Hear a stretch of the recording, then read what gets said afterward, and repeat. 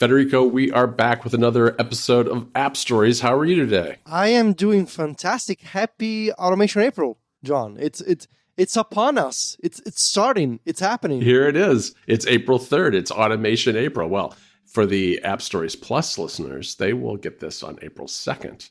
So happy April 2nd to you. You've got one more day to wait for Automation April.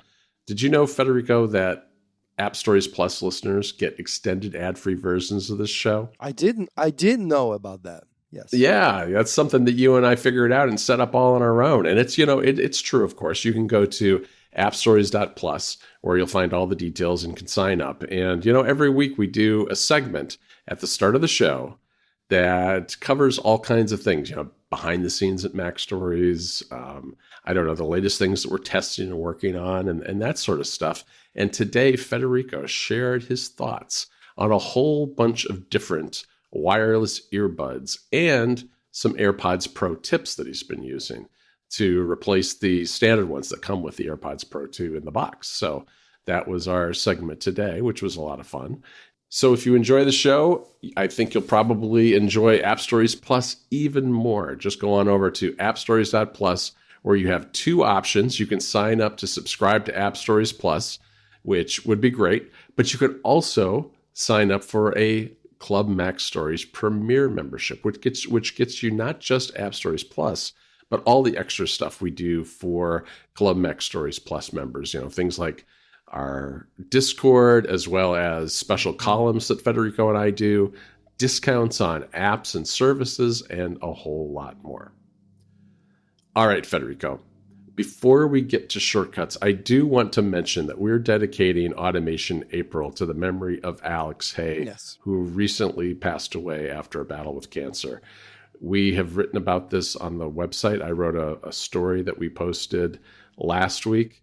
Alex was a really valued member of this automation community, and it's an enormous loss that he's no longer with us. His app, Toolbox Pro, was a fantastic app. It's still available. A lot of people use it every day to extend shortcuts because it was, as I think you pointed out, Federico, it was really a pioneering app in terms of creating what is essentially a headless iOS app for extending shortcuts, because what it does is it has a whole bunch of different actions that tie into various APIs. The one that I always think of that's a great example is Music Kit, that allows you to do things with Apple Music that you can't do with the built-in actions. So there's a lot, there's just an incredibly huge catalog in Toolbox Pro of special actions. And then there's Logger, which is a logging app, which really makes it easy to debug really long shortcuts. And his app that works with Notion, because the Notion doesn't have shortcut support, but it does have an API. And so Alex built an app that does that as well. So we wanted to do something in a small way that we could do at Mac Stories. So we're dedicating Automation April to the memory of Alex Hay, and Mac Stories is also making donations to some cancer charities, both in the United States and in the UK, where Alex was based. Yeah. All right, Federico. Yes. Before we talk, so I had this idea. So this is the second annual Automation April event. For those who may be unfamiliar with Automation April, it's a month-long event all about automation on Apple platforms and shortcuts. It's made of multiple parts. There's the editorial aspect on Mac Stories, where you can find automation-themed and shortcuts-themed articles throughout the month of April. There is a club aspect with special content both on Mac Stories Weekly and for Club Plus and Premier members in terms of columns with my Automation Academy, as well as shortcuts workshops on Discord that will be recorded live on Discord for Club Plus and Premier members. There's going to be special episodes of App Stories, such as this one, but the meat, the core of Automation April is the contest. Now, I don't want to talk about the contest at length here on this episode, but I just want to say a couple of things. One, it runs from today April 3rd. Or I guess if you're an App Stories Plus member, you're probably listening to this a day earlier. That's one of the perks, as John mentioned a few minutes ago. But the contest will run from April 3rd to April 17th. So you have 2 weeks, more or less, to submit your shortcuts from April 3rd to April 17th. The full details, links, rules, categories, will be in an article on macstories.net. The rules will be similar to last year, with a few modifications, but you can find all the details on macstories.net. Here on App Stories, I just want to say a couple of things. For the best overall shortcut, there will be, like last year, 2 prizes. Which is the first one, John? The first one is a Loop Deck Live S. This is very much like a Steam Deck, but it's different. I've been testing one for the last month or so, and I've really enjoyed using it. But it allows you to set up all kinds of automations that are push-button automations using its really unique LED screen that has haptic feedback. So it's got dials, it's got buttons, it's got a lot of things that you can do with automation. And I think it's a really nice little device. Federico, I didn't even tell you this. I bought a little carrying case for mine because I've been enjoying it so much. I've been taking it with me. Nice. Yeah, carry it, just throw it in a backpack and put it, use it with my MacBook Air too when I'm away from the house, which is really nice. And it solves a problem, which is with a lot of these devices, if you have them, connected to a desktop computer, you may kind of miss them when you're out and about going mobile. But this thing is small, thin, light, and easily packs away in a backpack. So that's one of our 2 prizes. There's a second prize. So if you win the best overall shortcut, so if we and our panel of judges, once again, details on macstories.net, if we think you will be the winner of the best overall shortcut, you're getting a Loop Deck Live S, but you're also getting a CalDigit TS4 Thunderbolt dock. This is the best Thunderbolt 4 dock around. It really is. I have one of these. It's incredible. It supports, Thunderbolt 4 devices. You can use it with an iPad. You can use it with a Mac. You can use it if you have a PC with Thunderbolt. You can use it with a PC. You can hook it up to a Studio Display, to an Apple Pro Display XDR, to any other kind of Thunderbolt or USB-C display. It's got USB-A ports. It's got Ethernet. It's got an SD card slot. It supports power delivery. It's very sturdy and made of aluminum. It's a fantastic piece of equipment that whether you are a Mac user or an iPad user, or once again, even if you have multiple devices, you just want to switch between them, it's incredible. I love mine.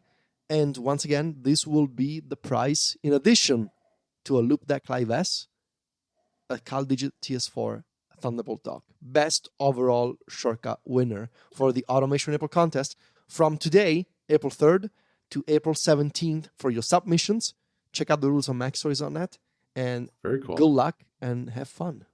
And don't forget to follow the Automation April account on Mastodon, because we'll be posting things there too, announcements and updates and all sorts of things.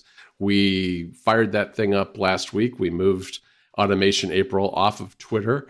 And so if you want to keep up with what's going on, that is a perfect place to do it. We would love to hear too from any developers who are working on shortcuts, actions, or other automation integrations for their apps during this month, because, we'll be highlighting some of those as we go along and move through the month. Yes. One last thing, and then we'll move on, because I have this idea for a shortcuts topic. If you submitted a shortcut for Automation April last year, and it didn't win in any category, you can submit it again. We understand that shortcuts hasn't changed dramatically. The Shortcuts app hasn't changed dramatically over the past year, and it's very likely that you had a shortcut that you created last year. Maybe we didn't pick it up for anything. Maybe you only brought a couple of tweaks to the shortcut in the past 12 months. Maybe you changed a few things here and there. Hey, it's fine. If you want to submit it again for the contest, you can do it. I mean, obviously, if you won last year, you can try and submit it, but we will not consider the shortcut because hey, we don't Right. want to have the same winners over and over, right? But if you entered the contest last year and maybe it didn't go well for you last year, hey, you can and you should try again. Yeah, there were a lot of good shortcuts last year, and it was really hard to pick the winners in each category. So very well could be that one that, maybe we thought was second place last year would be first place this year. We'll have to see. We'll have to see. All right, Federico, what do you say we dive into this topic today? This is what you came up with this one. Yes. So it's sort of similar to format that we try from time to time on App Stories. It's a shortcuts check-in. Just 1 year after the first edition of Automation April, I just wanted to check in with you on how we're using shortcuts on our devices on a regular basis, without getting too technical, without going too long, sort of a broad overview, a shortcuts check-in. How are we actually using the thing on our iPhones, iPads, and Macs, or Apple Watch even, on a daily basis? Let's do this round robin style, maybe. And okay. I'll go first because of a parenthesis that I need to have here. Okay. I was really hoping that by this time in 2023, last year, my hope was, for sure, next year, I will be on the show talking about how shortcuts has revolutionized multitasking on my iPad Pro. And I had high hopes for sort of what eventually became known as Stage Manager to become this brand new multitasking system that I was going to love on iPadOS and that was going to have the same kind of deep multitasking and windowing integration as macOS. And unfortunately, that hasn't been the case. Stage Manager, let alone the fact that I don't like it on iPadOS, it doesn't bring any window-related features to shortcuts on the iPad. Only recently, in iPadOS 16.4, shortcuts got a set Stage Manager action, and the only thing it lets you do is turn Stage Manager on or off. What I was hoping I would be here discussing in 2023 was the ability to find and resize windows on iPadOS, just like I can do on a Mac. And that's still, unfortunately, a macOS exclusive. And I gotta tell you, John, I really miss shortcuts for Mac lately. I don't know. I don't know. It's maybe the spring, but it's the second. Here's what I'm gonna say. It's the second spring in a row. Because if you recall, last year in the spring, I published my MacBook Pro story. It's the turn of a season, it's the weather, the climate is warm again, and macOS and shortcuts for Mac are calling to me. I don't know what is it. It's like, flowers are blooming again, and, the weather is getting warmer, and I don't know. Your mind just turns to the Mac. And my mind just turns to the Mac and shortcuts for Mac and the two actions it has, find windows and resize window. We'll see. So I was hoping I was going to talk about multitasking here, but nope. That's too bad. Do you use this stuff on macOS? Not the window things. I really don't. I mean, but I do use Stage Manager. It's flawed on the Mac as well for a lot of reasons that I've talked about in the past, but it is better than it is on the iPad. And what it means is that I'm never really dealing with more than 2 or 3 apps at a time on my desktop. And as a result, I don't really feel quite the need that I used to move things around and have them placed automatically for me. I do use Raycast a lot to move my windows side by side. Like I use 2 apps side by side, taking up half of the screen each all the time. I mean, I use that constantly. But for me, using something like Raycast for that, or you can use Magnet or a whole bunch of other apps that are out there, that to me is just easier than dealing with shortcuts for that same kind of thing. I think for me, on a daily basis, the one thing I do a lot with shortcuts is my own shortcut, Apple Frames. Just because of what I do for a living, which is I cover apps and software and shortcuts. sort of the work is about the work itself. This is the case for a lot of things we do at Mac Stories. But just Sure. the ability to frame screenshots with physical iPhone and iPad and Mac frames is something that I do a lot. And I think not to, again, what's the expression? Toot my own horn? Is that? Yeah, you've got all the American expressions on it. I got them all down to a science at this point. Not to toot You my do. own horn, but I gotta say that the addition of an API to Apple Frames, which we discussed when Apple Frames 3.1 came out a couple of months ago, that's been really beneficial to my use of Apple Frames and my use of shortcuts. The idea being that I now have a bunch of different utilities in shortcuts that I use depending on what I need to do. Like, for example, if I need to frame 3 images from a folder, I have a little helper shortcuts for Apple Frames that does exactly that. And I was able to put together a shortcut that takes the latest screenshot from the Photos library and immediately uploads it and gives me back a URL that I can use. So it's because of the Apple Frames API that my usage of shortcuts has increased a lot, both from the main Shortcuts app, like inside the Shortcuts app, but especially from the widgets on the iPhone and custom icons on the iPad. All these little Apple Frames utilities, I turn them into widgets and custom icons, and I use them a lot.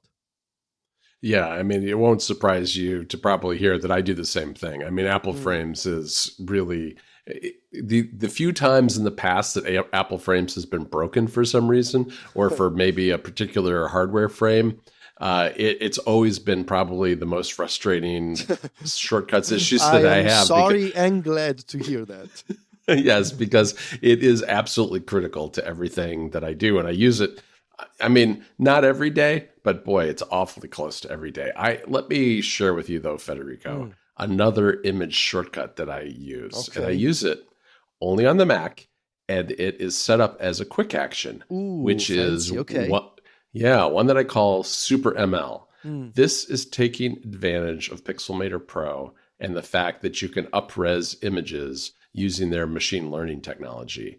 And I have found over time more and more uses for this feature. And of course, I could open up an image into Pixelmator Pro itself, click a few buttons and then export and have it all there.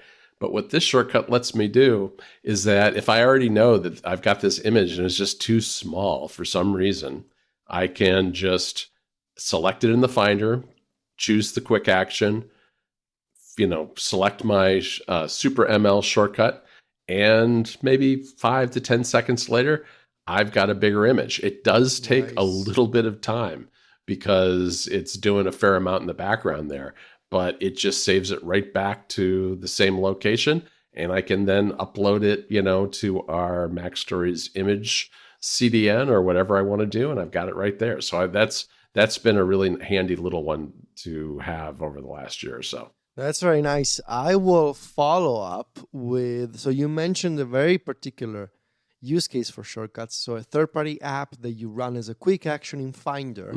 I will mention a shortcut for a web API that I usually run from the Apple Watch. And that is my shortcut that I still need to share with club members. Hey, maybe Automation April will be a good time to share this with club members. It's a shortcut to append some text to the bottom of a note in Notion using the Notion API in shortcuts and either keyboard input or dictation on the Apple Watch. Nice. So the reason I'm using this is, well, I could summarize it with, if Obsidian had a web API, I wouldn't be doing the Notion thing.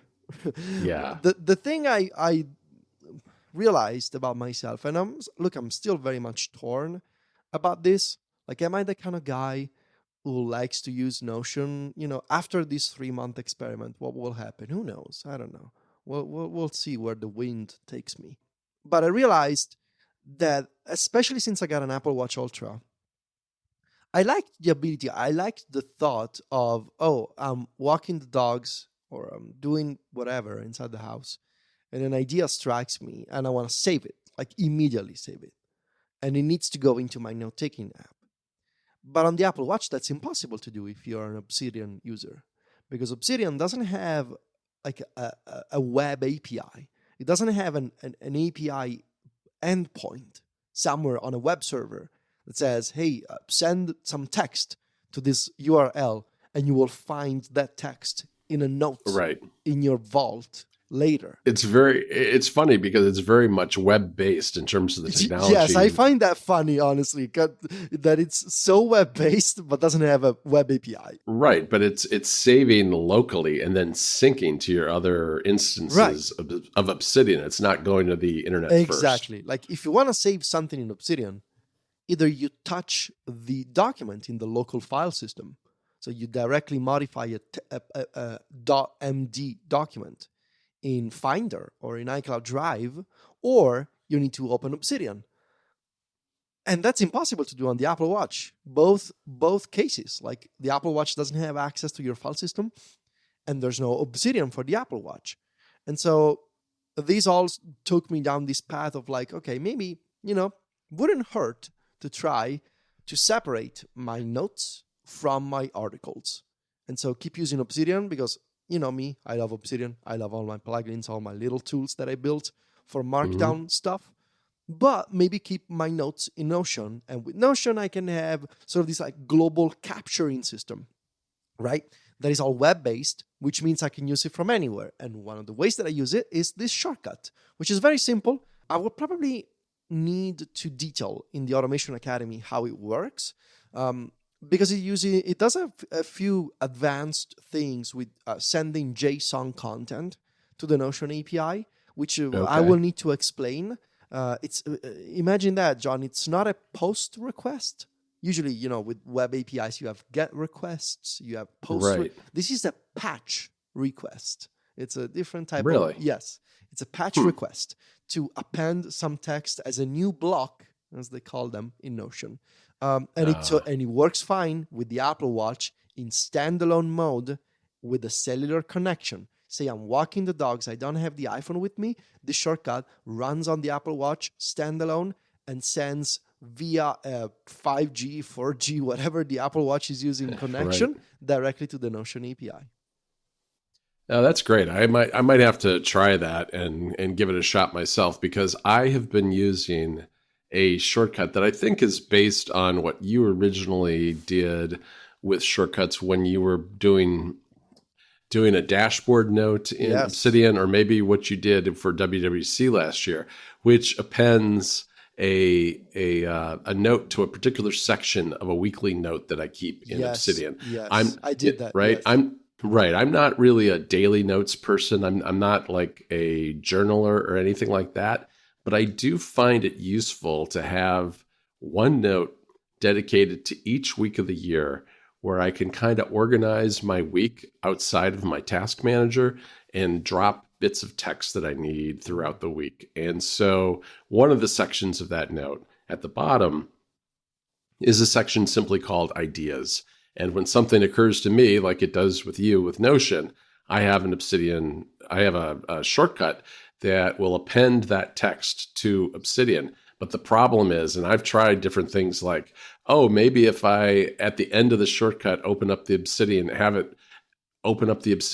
and then switch it back to the home screen right after that. So it's just really cumbersome and doesn't work particularly well. So, I don't like using Obsidian that way, because it is hard to get it to sync, because you have to then open the note in order for it to actually sync up to the cloud and then to your other devices. So that is a really good use case for Notion, but I have been using this shortcut with Obsidian. The other Obsidian one I'll mention is like super simple, but it's one of those things that when I make those weekly notes, the title always has the number of the week in it, which is kind of a way to give me a sense for where I am during the year. But it also works really well when I'm doing some other things related to tracking sponsorships and other things like that. And all this shortcut does is it opens up a calendar, lets me pick the first day of the week, or really any day of that week. And then when I hit OK, it generates the title with the week number calculated automatically and the title formatted in a particular way, so that then in Obsidian, I can have one of its plugins file that note away into a folder where I keep all these weekly notes. Let me see. What else can I mention here? Something that I've started using a lot, like a shortcut that I built a few months ago. I think I built it toward the end of 2022. I've been using this a lot lately. It's a simple shortcut that lets me choose one of my recent timers from the Timery app. Oh, okay. I put this as a custom icon on the iPad Pro. I have it as a widget on the iPhone. It's very simple. It's actually using the. Actually, let me open this up so that I can talk about this, because it's a good example of the Timery integration. Timery is one of the best apps with shortcuts integration out there. This one is literally 3 actions. So all you need to do is the first action that it uses is the find time entries action. And the way I've configured this action is, let me show the most recent 15 timers and sort them by latest first. The idea being that if I want to restart a timer that I've recently used, I can see it at the very top of the list. And because Timery has a native rich shortcuts integration, this action is connected to a choose from list one.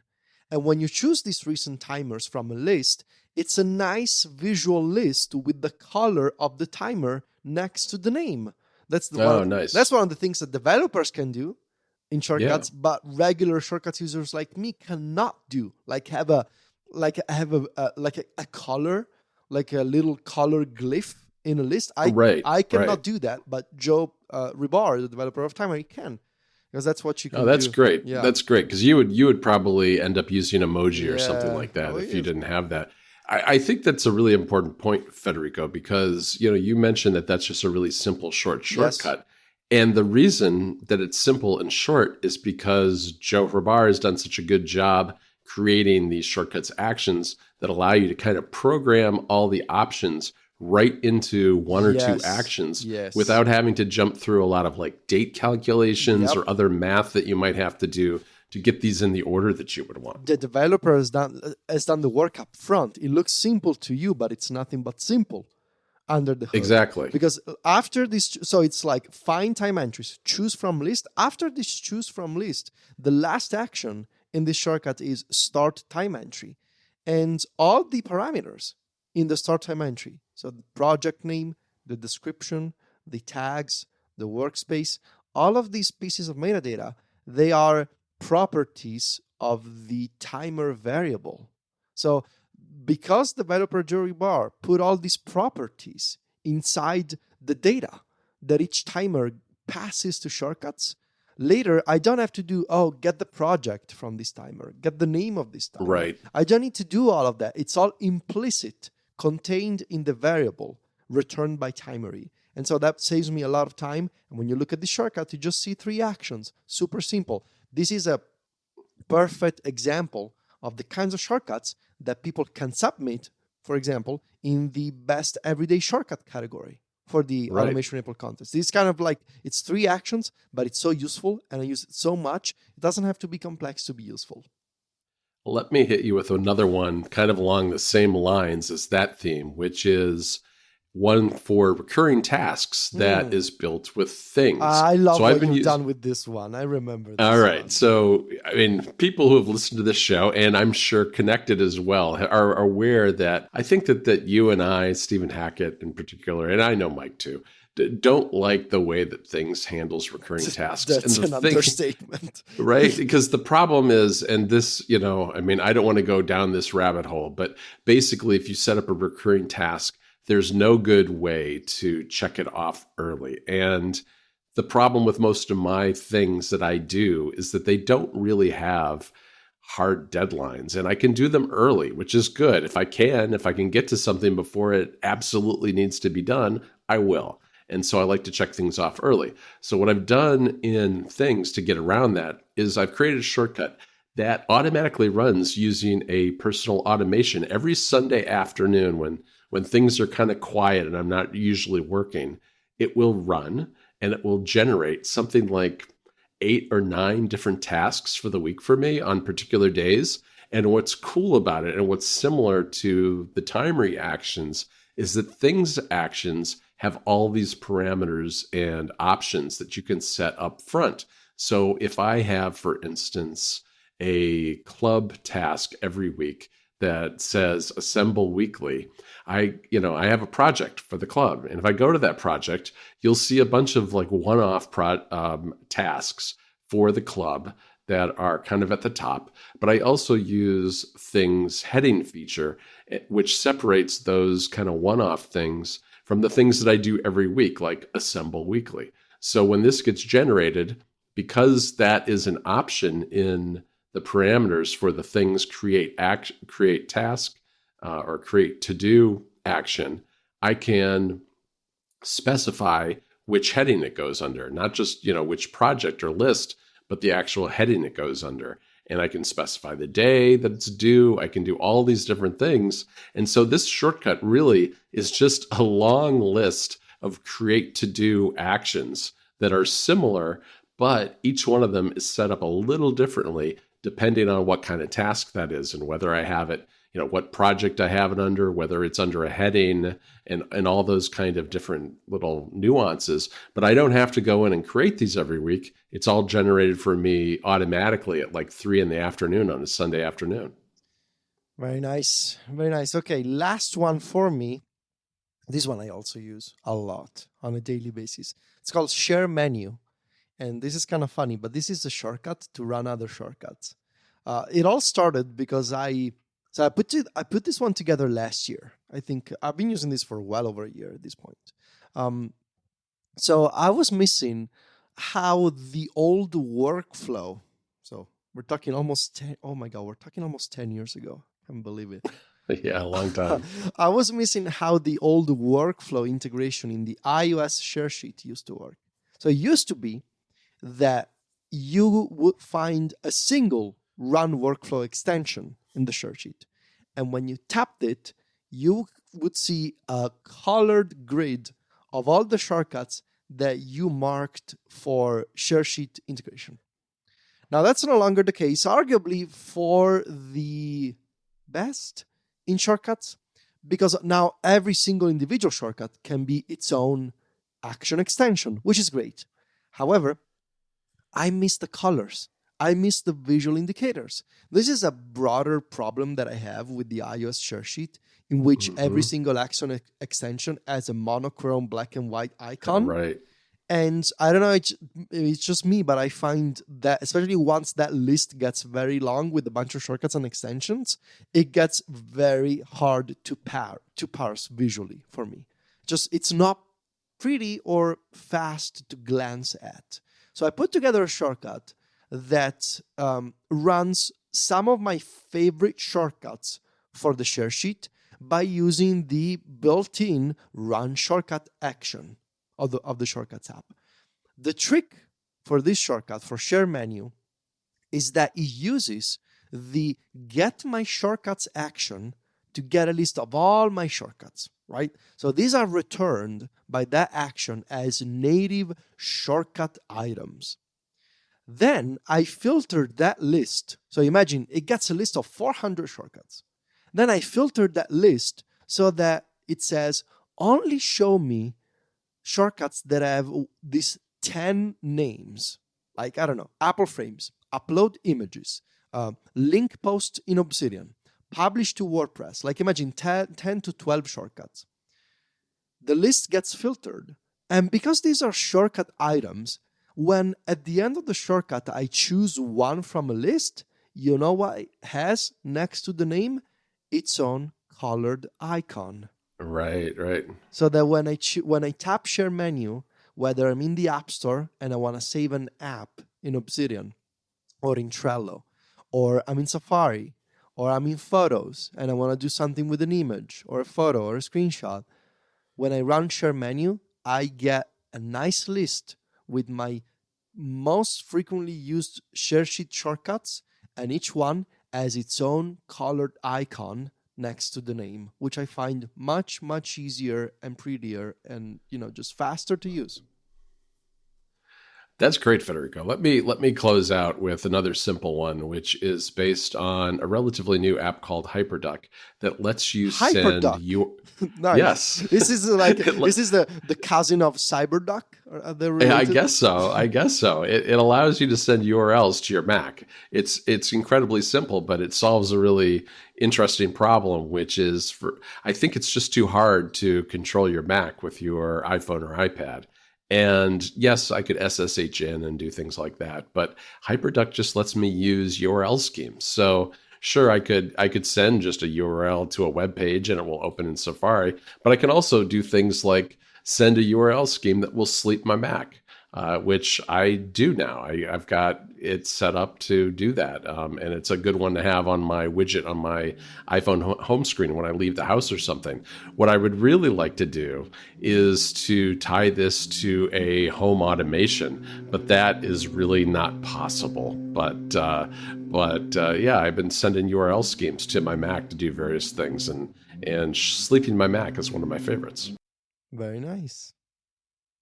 All right, Federico, since there's a guy with a leaf blower outside my window, I think we better wrap things up for the day. I don't want to keep you, John. Oh, he's across the street, fortunately, but I'm sure you can hear it. In any event, you can find the two of us over at macstories.net. We're both on Mastodon. You can find Federico at vitici.macstories.net, and I'm at johnvorhees.macstories.net. You can also find us on Instagram, where Federico is at Vitici. That's VITICCI. And I'm at John Voorhees. JOHNVOORHWS. Happy Automation April, Federico. Happy Automation April to you as well, John.